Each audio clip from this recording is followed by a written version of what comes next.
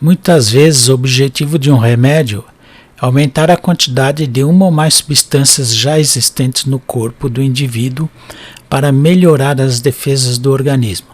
Depois de alcançar o objetivo, essa quantidade deve voltar ao normal. Se uma determinada pessoa ingere um medicamento para aumentar a concentração da substância A em seu organismo, a quantidade dessa substância no organismo da pessoa em relação ao tempo pode ser melhor apresentada pelo gráfico. Aí tem os gráficos, todos eles com o eixo vertical, representando a quantidade da substância A, né? E o tempo. Então, o indivíduo já está com uma determinada quantidade de substância A. Ele tomou essa substância para aumentar, né, a quantidade dessa substância. Então, com determinado tempo, ela começou a agir. Depois que ela alcançou o objetivo, ela começou, mas não voltou ao normal. Então a gente pode considerar que a letra A é falsa. Que o normal seria quando ele tomou o remédio, né? Letra B, mesmo jeito, olha. Ele tomou o remédio, tem uma determinada quantidade, depois ela começou a subir para aumentar essa substância A, depois ela se manteve no alto. Então também é falsa. Alternativa C, que quando ele tomou o remédio, tinha 0 de substância A, continuou com 0, aumentou, depois decresceu, voltou a 0. Então, qual que era o normal aqui também? Considerar falso. O item D que está correto. Ele tomou um remédio, subiu o necessário, corrigiu e veio aos poucos, voltou ao normal. Alternativa correta, alternativa D. Aí não, ele estava com uma determinada quantidade de substância, tomou o remédio, continuou, caiu em vez de subir, né? Então, falso. Alternativa D é isso. O xadrez é jogado por duas pessoas. Um jogador joga com as peças brancas, o outro com as pretas. Neste jogo, vamos utilizar somente a torre, uma das peças do xadrez. Ela pode mover-se para qualquer casa ao longo da coluna ou linha que ocupa, para frente ou para trás, conforme indicado na figura a seguir. O jogo consiste em chegar a um determinado ponto sem passar por cima dos pontos pretos já indicados. Respeitando-se o movimento da peça torre e as suas regras de movimentação no jogo, qual é o menor número de movimentos possíveis e necessários para que a torre chegue à casa C1? Então aqui está indicado o movimento da torre, ela movimenta na vertical, quantas casas queira, e na horizontal. Ela tem só esse movimento, vertical, horizontal, para frente ou para trás, para os lados, direito e esquerdo, tá? Só que ela não pode pular peças. Então aqui no caso essa torre, quantos movimentos nós precisamos fazer para chegar até a casa C1? Coluna C na linha 1. Tem que colocar a torre aqui, tá? Sem passar pelos pontos pretos.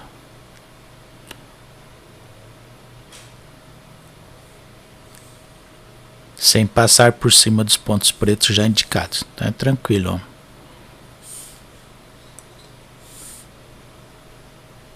ó. Um movimento até aqui. 2, 3, 4 movimentos para chegar. Tudo bem? É isso. Ah, precisa colocar 4 movimentos, alternativa C.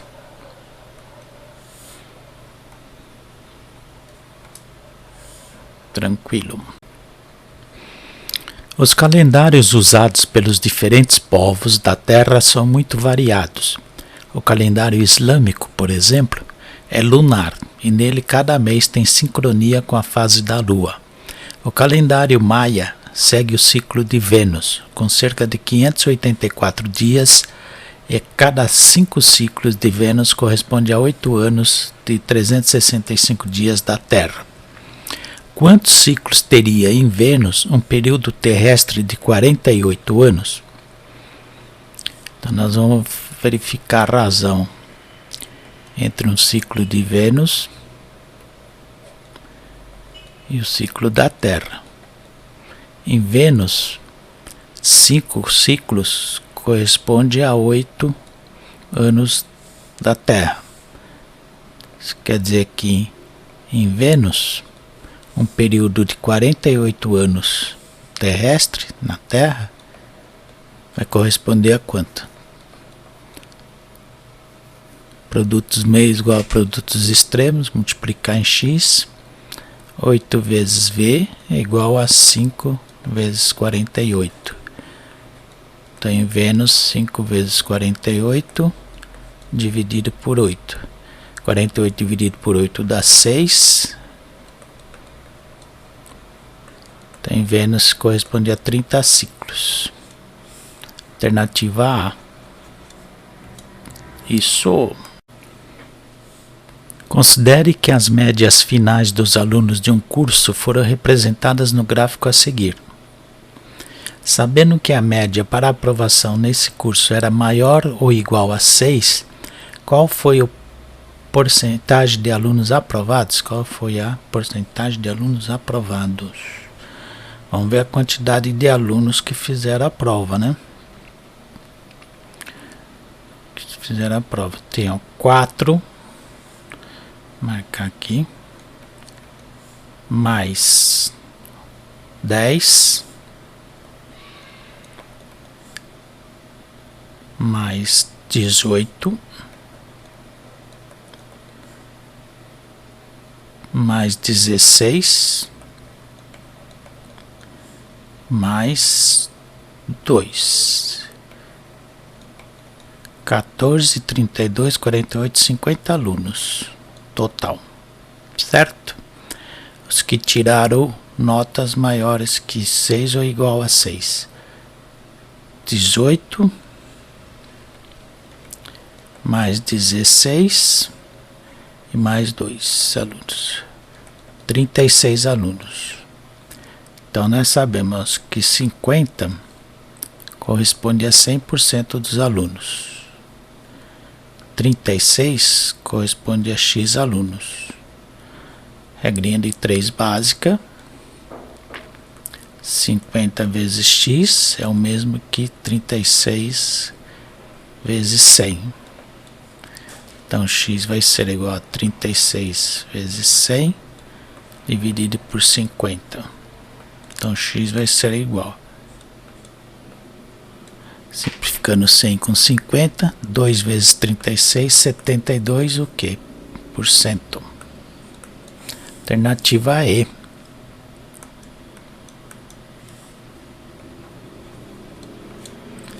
Certo? É isso. As abelhas domesticadas da América do Norte e da Europa estão desaparecendo sem qualquer motivo. As abelhas desempenham um papel fundamental na agricultura, pois são responsáveis pela polinização, a fecundação das plantas. Anualmente, apicultores americanos alugam 2 milhões de colmeias para polinização de lavouras. O sumiço das abelhas já inflacionou o preço de locação das colmeias. No ano passado, o aluguel de cada caixa colmeia com 50 mil abelhas estava na faixa de $75. A previsão, depois do ocorrido, aumentou para $150, dobrou, né? A previsão é que falte abelhas para polinização neste ano nos Estados Unidos da América. Somente as lavouras de amêndoa da Califórnia necessitam de 1,4 milhão de colmeias. De acordo com essas informações, o valor a ser gasto pelos agricultores das lavouras de amêndoas da Califórnia com o aluguel das colmeias será de... Bom, lavouras de amêndoa. Então só está interessando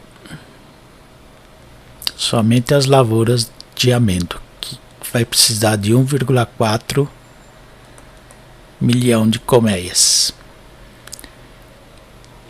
sendo que cada colmeia vai custar $150, certo? Era 75, passou para 150. Cada colmeia tem 50 mil abelhas, mas o preço da colmeia é $150, então não há necessidade de considerar a quantidade de abelhas no cálculo, certo? 5 vezes 4 é 20, 1 vezes 4, 4, 1 vezes 1, 1. 11 vai 1, baixo 0, uma vírgula, uma casa decimal, 210 milhão de dólares. 210 milhões de dólares, alternativa D. Texto super longo só para confundir. Tome cuidado, é isso. Em uma padaria há dois tipos de forma de bolo. Formas 1 e 2, como mostra na sequência. Seja um L o lado da base da forma quadrada, R o raio da base da forma redonda, área 1 e área 2 as áreas das bases das formas 1 e 2, e V1 V2 os seus volumes respectivamente. Se as formas têm a mesma altura H, para que elas comportem a mesma quantidade de massa de bolo, qual é a relação entre R e L? Então vamos ver, a área da forma 1 é lado vezes lado. Isso é L ao quadrado. A área da forma 2, como ela é redonda, é π vezes R ao quadrado. O volume da forma 1 vai ser a área da base vezes a altura. Volume da forma 2 será dado por área da base vezes a altura. A altura é a mesma, tá? Para que elas tenham o mesmo volume, o volume da figura 1, da forma 1, vai ter que ser igual ao volume da forma 2. Simplificando H com H, L ao quadrado vai ser igual a π vezes raio ao quadrado. Isto é, L vai ser igual a raiz quadrada de π R ao quadrado. Então L vai ser igual a R ao quadrado, sai da raiz, vezes raiz quadrada de π.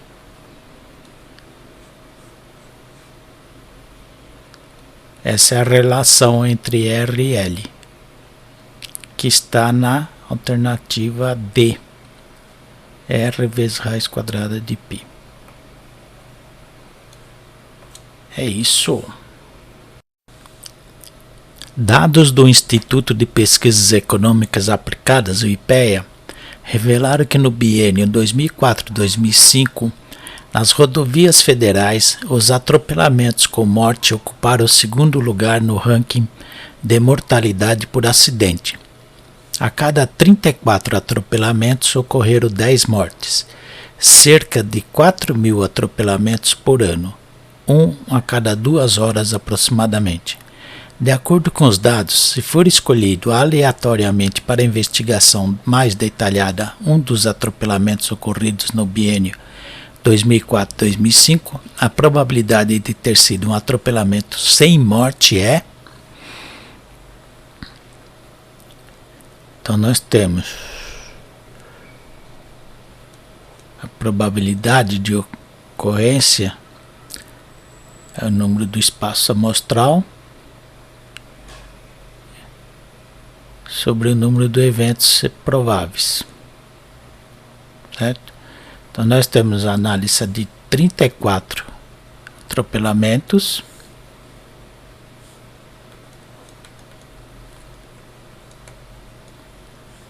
ocorreram 10 mortes. Isso quer dizer que 24 atropelamentos sem morte. Tudo bem? Ó, dos 34 ocorreram 10 mortes. Quer dizer que 24 não foram acidentes e atropelamentos sem morte. Simplificando por 2, dá 12 sobre 17 avos. Alternativa E. É isso. Em um determinado semáforo, as luzes completam um ciclo de verde, amarelo e vermelho em 1 minuto e 40 segundos. Desse tempo, 25 segundos são para a luz verde, 5 segundos para a amarela e 70 segundos para a vermelha. Ao se aproximar do semáforo, um veículo tem uma determinada probabilidade de encontrá-lo na luz verde, amarela ou vermelha. Se essa aproximação for de forma aleatória, pode-se admitir que a probabilidade de encontrá-lo com uma dessas cores é diretamente proporcional ao tempo em que cada uma delas fica acesa. Suponha que um motorista passa por um semáforo 2 vezes ao dia, de maneira aleatória e independente uma da outra. Qual é a probabilidade de um motorista encontrar esse semáforo com a luz verde acesa nas 2 vezes em que passar? Bom, então o semáforo ele completa um ciclo em 1 minuto e 40 segundos. Isso quer dizer que é 100 segundos o ciclo completo, tá? Para a luz verde,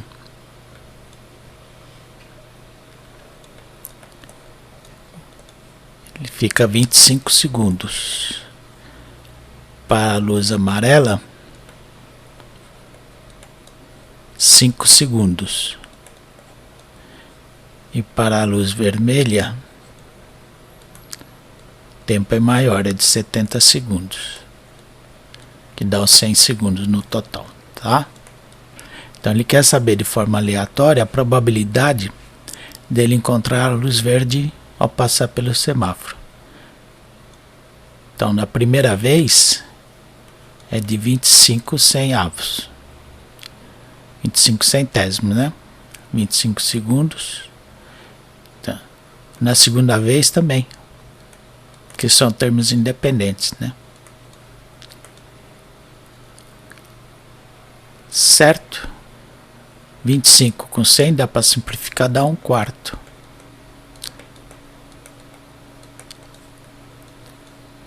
Então a probabilidade de encontrar as 2 vezes a luz verde é de 1/16, alternativa B.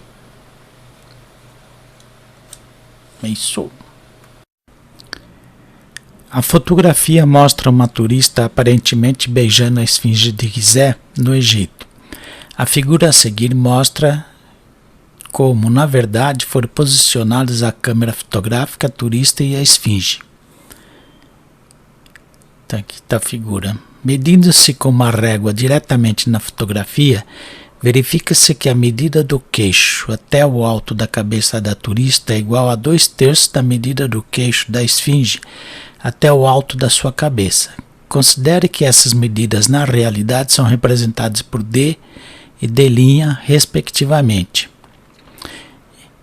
que é a distância da esfinge à lente da câmera fotográfica localizada no plano horizontal do queixo da turista e da esfinge é representada por B e que a distância da turista, a mesma lente, por A. A razão entre B e A será dada por... Então nós temos que D, que é a distância do queixo da turista até a cabeça, isso é igual a 2/3 da distância do queixo até a cabeça da esfinge, 2/3 de linha, né? Ele está pedindo a razão entre B e A. Então B está para A, assim como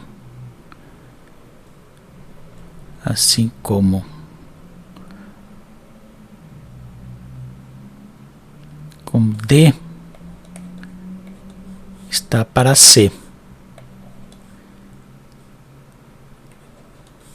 Esse triângulo menor com esse triângulo maior. Tales, né? É igual. D é 2/3 de linha. Então 2/3 de linha dividido por C. Na divisão de frações, mantém a primeira e multiplica pelo inverso da segunda. Então B está para A, assim como 2 vezes D', 3 vezes C, está para 3C. Alternativa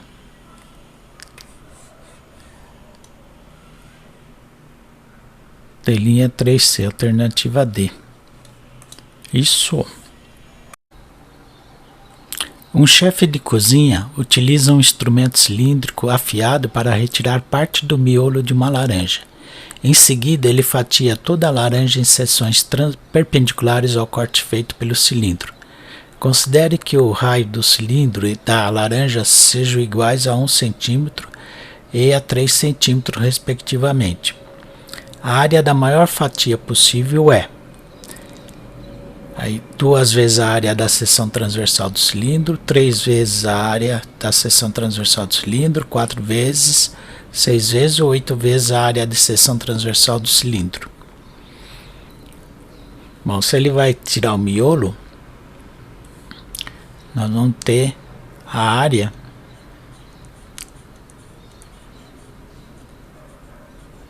da fatia, né? Aqui também, ó. Vai ser a área da fatia menos essa parte aqui que não tem, né? Saiu junto. Então vai ser a área, vai ficar um buraco, certo? Tem que descontar a área desse buraco. Então é a área de uma coroa. A superfície então vai ser a área, né? Pi é ao quadrado menos a área do cilindro. Pi r ao quadrado. No nosso caso aqui vai ser pi, colocando pi em evidência, menos r ao quadrado. Vai ser pi, a área da laranja, né? Menos a área do cilindro, que é igual a 9 menos 1, que é igual a 8π. Isto é 8 vezes, né? Se ele não tivesse feito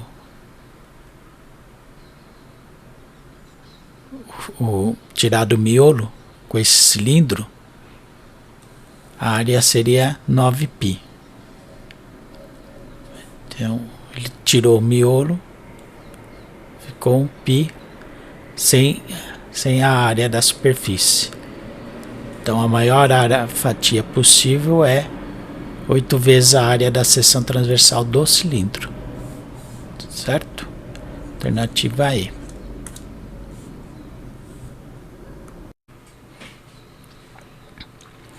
No depósito de uma biblioteca, há caixas contendo folhas de papel de 0,1 milímetro de espessura. Em cada uma delas estão anotados 10 títulos de livros diferentes. Essas folhas foram empilhadas formando uma torre vertical de 1 metro de altura. Qual a representação em potência de 10 correspondente à quantidade de títulos de livros registrados nesse empilhamento? Então, em cada caixa, nós temos 10 títulos, né? em cada uma delas. Em cada uma das caixas tem 10 títulos anotados. Em cada folha está anotado o título dos livros que são diferentes. Tá? Então vem cada caixa, nós temos 1 metro, que nós sabemos que é igual a 1000 milímetros. Cada metro tem 1000 milímetros. Se nós dividirmos 1000 milímetros por 1/10, que é a espessura de cada folha, nós vamos ver que em cada caixa tem 10.000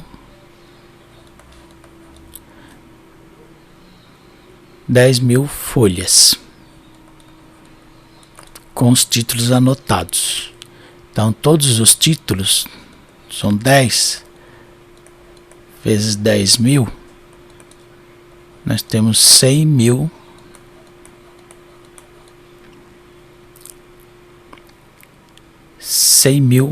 folhas. Qual a representação em potência de 10 correspondente à quantidade de títulos de livros registrados nesse empilhamento?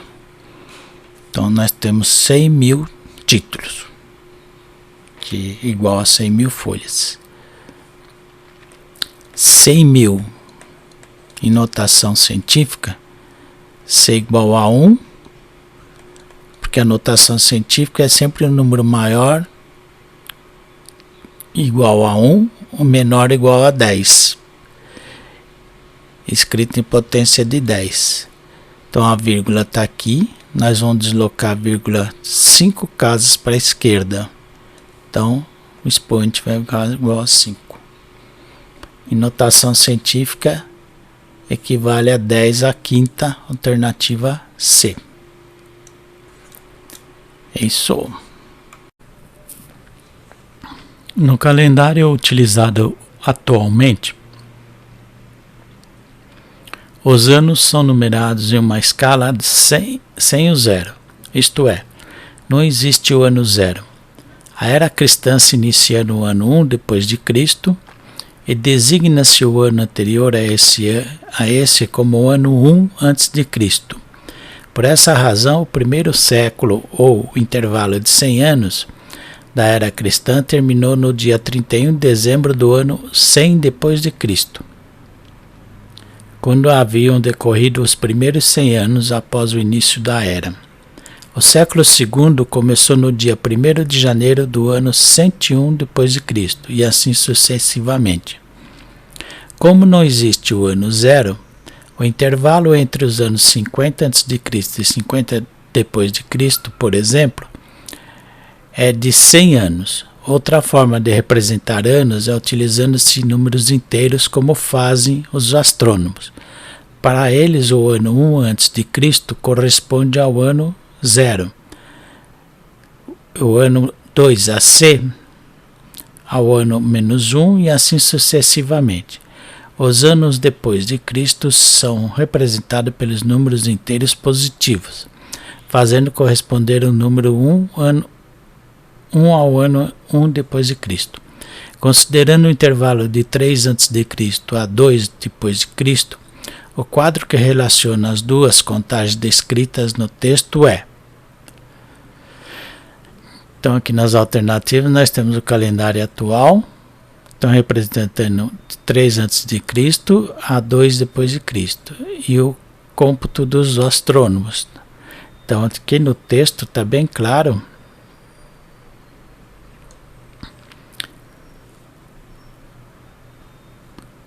como fazem os astrônomos. Para eles o ano depois 1 a.C. corresponde ao ano 0.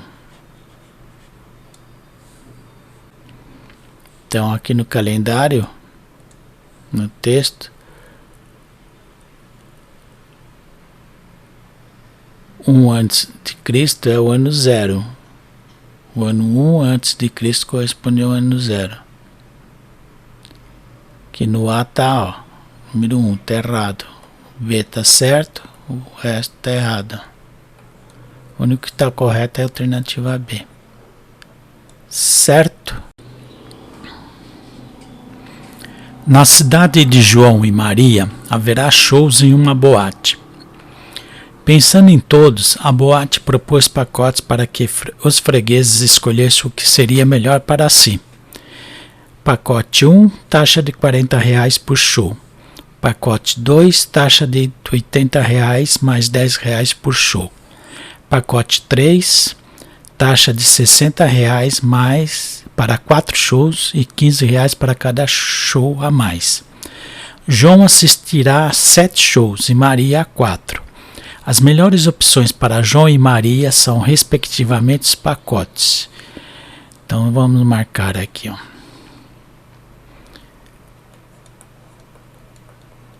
Pacote 1, pacote 2 e pacote 3, né? Se o João ficar com o pacote 1, ele vai gastar, como ele vai assistir 7 shows, ele vai gastar 280, porque é R$40 cada show, ó, cada show. Se ele optar pelo pacote 2, ele vai pagar 80 fixo, mais R$10 por show. Então é 70 mais 80. 70 vezes os R$10 de cada um, 7 vezes 10, 70 mais 80, 150. E a terceira opção, taxa de R$60 mais para 4 shows e R$15 para cada show a mais. Então ele vai pagar R$15 por 3 shows, porque 4 já vai estar nesses 60. Então 3 vezes 15, 45, mais 60, 105. Então para o João é mais vantagem o 3, né? Agora vamos ver para Maria. A Maria vai pegar 4 shows. Se ela usar o primeiro, vai pagar R$160, que é 40 por show, né? Se ela optar pelo segundo, ela vai pagar 40 mais 80, 120.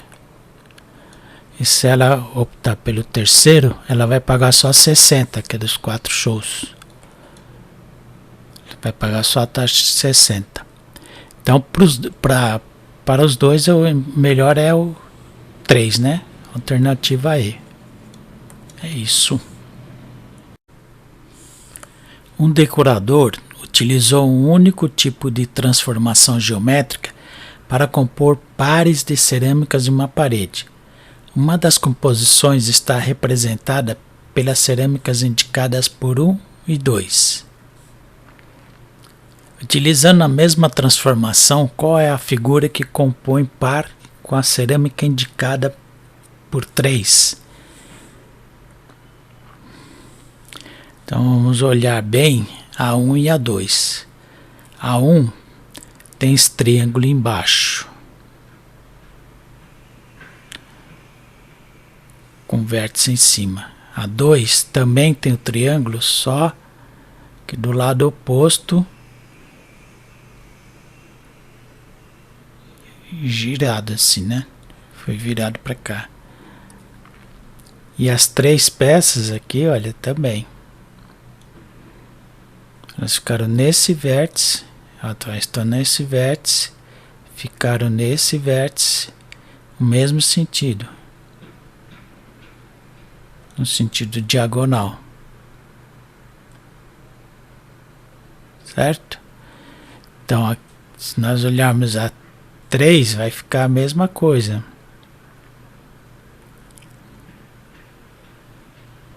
A 4 será este, vem para cá, e essas três diagonais vêm para cá, né?